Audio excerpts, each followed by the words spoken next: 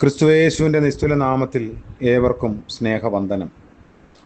ഇന്നത്തെ നമ്മുടെ പ്രഭാത ധ്യാനത്തിനായി വിശുദ്ധ മത്തായി എഴുതിയ സുവിശേഷം 18-ാം അധ്യായം 15-ഉം 16-ഉം വാക്യങ്ങൾ. മത്തായി 18-15-16 വാക്യങ്ങൾ. നിന്റെ സഹോദരൻ നിന്നോട് പിഴച്ചാൽ നീ ചെന്ന് നീയും അവനും മാത്രമുള്ളപ്പോൾ കുറ്റം അവന് ബോധം വരുത്തുക. അവൻ നിന്റെ വാക്ക് കേട്ടാൽ നീ സഹോദരനെ നേടി. കേൾക്കാഞ്ഞാലോ 2-3 സാക്ഷികളുടെ വായാൽ സകല കാര്യവും ഉറപ്പാകേണ്ടതിന് 1-2 പേരെ കൂട്ടിക്കൊണ്ട് ചെല്ലുക. കർത്താവിൻ്റെ പരിശുദ്ധ നാമം വാഴ്ത്തപ്പെടട്ടെ. സഭയിലെ ശിക്ഷണക്രമത്തെക്കുറിച്ച് കർത്താവ് പറയുന്നു.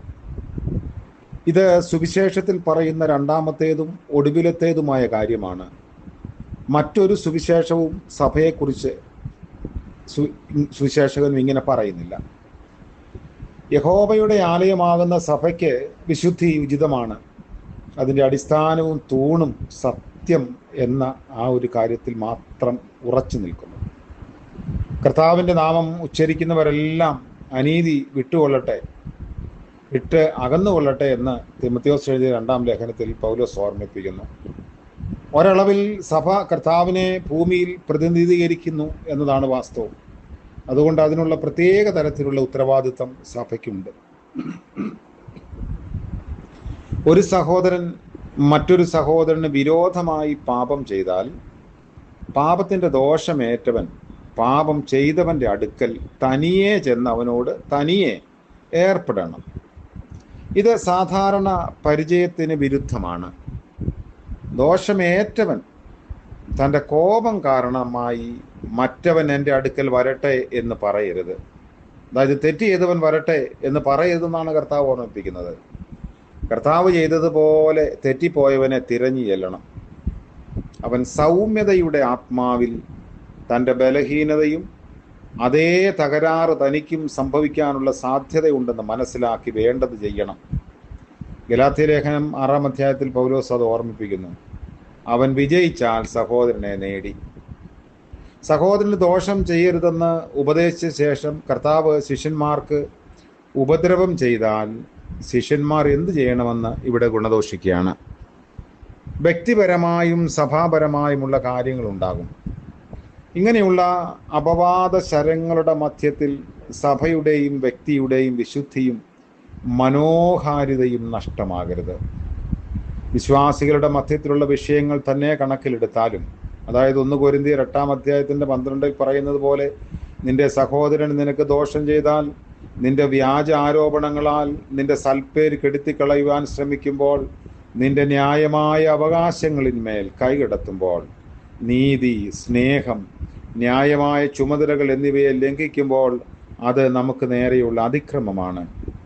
വിവേകക്കുറവിനാൽ പലപ്പോഴും ഇങ്ങനെയുള്ള സംഭവങ്ങൾ ഉണ്ടാകുന്നു. ഇപ്രകാരമുള്ള രംഗത്ത് എന്താണ് ചെയ്യേണ്ടതെന്ന് കർത്താവ് ഓർമ്മിപ്പിക്കുകയാണ്. നിന്റെ സഹോദരൻ നിന്നോട് പിഴച്ചാൽ നീ ചെന്ന് നീയും അവനും മാത്രമുള്ളപ്പോൾ കുറ്റം അവന് ബോധം വരുത്തണം. ലേവ്യ പുസ്തകം 19-ാം അധ്യായത്തിൽ ഇതിൻ്റെ ഒരു ഉപദേശമുണ്ട്. സഹോദരനെ നിന്റെ ഹൃദയത്തിൽ ദ്വേഷിക്കരുതെന്നാണ് അവിടെ രേഖപ്പെടുത്തിയിരിക്കുന്നത്. അതായത് നിന്റെ സഹോദരൻ്റെ ഏതെങ്കിലും ഒരു പെരുമാറ്റം നിന്നെ ദുഃഖിപ്പിച്ചെങ്കിൽ അത് വളർന്ന് ദോഷം ചെയ്യാനും നിരൂപിക്കാനും ഇട ഉണ്ടാകുമാറ് വെച്ച് പുലർത്തരുത്. അവൻ നിനക്ക് ദോഷം ചെയ്തു എന്നുള്ളത് ശരിയായിരിക്കാം, എന്നാൽ അവന് ബോധം വരുത്തുക എന്നുള്ളത് നിന്റെ ചുമതലയാണ്. ബന്ധപ്പെട്ട് വ്യവഹാരത്തിന് പുറപ്പെടരുതെന്ന ഒരു ഉപദേശം സദൃശ്യവാക്യം 25-ാം അധ്യായത്തിലുണ്ട്. ശാന്തമായി ഇടപെടുക, പക്ഷേ ഇതിന് വളരെ സഹിഷ്ണുതയും കൃപയും വേണം. ആദ്യമായി അത് ലഭിക്കാൻ പ്രാർത്ഥിക്കണം.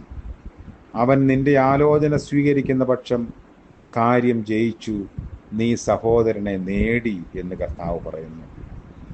പരസ്പരം കോപത്തിൻ്റെയും വിദ്വേഷത്തിൻ്റെയും പേരിൽ തമ്മിൽ കലഹിക്കുകയും അടിപിടി കൂടുകയും കൊലപാതകങ്ങൾ സംഭവിക്കുകയും ചെയ്യുന്ന ലോകത്ത് കർത്താവിൻ്റെ ഈ ഉപദേശം സഭയ്ക്ക് മാത്രമേ ഒരു മാതൃകയായി കാണിച്ചു കൊടുക്കാൻ സാധിക്കുകയുള്ളൂ. അപ്പോൾ ലോകത്തിൽ നടക്കുന്നത് പോലെ സഭയ്ക്കുള്ളിലും നടന്നാൽ അത് കർത്താവിൻ്റെ നാമം അപമാനത്തിന് കാരണമാകും. പാപം ചെയ്ത സഹോദരൻ അത് ചെവിക്കൊള്ളുന്നില്ലെങ്കിൽ ഏത് കാര്യവും 2-3 സാക്ഷികളുടെ മൊഴിയാൽ ഉറപ്പാക്കപ്പെടുമെന്നുള്ള തത്വത്തിൻ്റെ അടിസ്ഥാനത്തിൽ 2-3 പേരെ കൂട്ടിക്കൊണ്ട് പാപം ചെയ്തവനെ സമീപിക്കണം. ഗലാത്യ ലേഖനം 6-ാം അധ്യായത്തിൽ പൗലോസ് പറയുന്നു. ആവർത്തന പുസ്തകം 19-ാം അധ്യായത്തിൽ നമുക്കത് വായിക്കാം. അങ്ങനെ നിരവധി വേദഭാഗങ്ങൾ ഇതിനെ സപ്പോർട്ട് ചെയ്യുന്നുണ്ട്. ഇത് രണ്ടാമത്തെ ഒരു ഘട്ടമാണ്.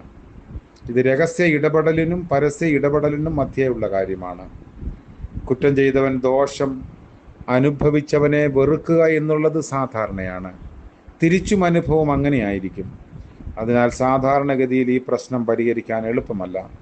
എന്നാൽ ജ്ഞാനികളും ദയാശീലരുമായി ചിലരുമായി സമീപിക്കുമ്പോൾ അല്പം ഭേദപ്പെട്ട ഒരു രംഗം ഉണ്ടാകാൻ സാധ്യതയുണ്ട്.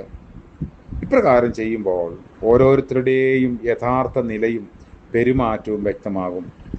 യഹൂദ റബിമാരുടെ ഇടയിൽ ഇങ്ങനെ ഒരു ചൊല്ലുണ്ട്: തനിച്ച് വിധിക്കരുത്, തനിയെ വിധി പ്രഖ്യാപിക്കാൻ പറ്റിയവൻ ദൈവം മാത്രമാണ്. പ്രാർത്ഥിക്കാം.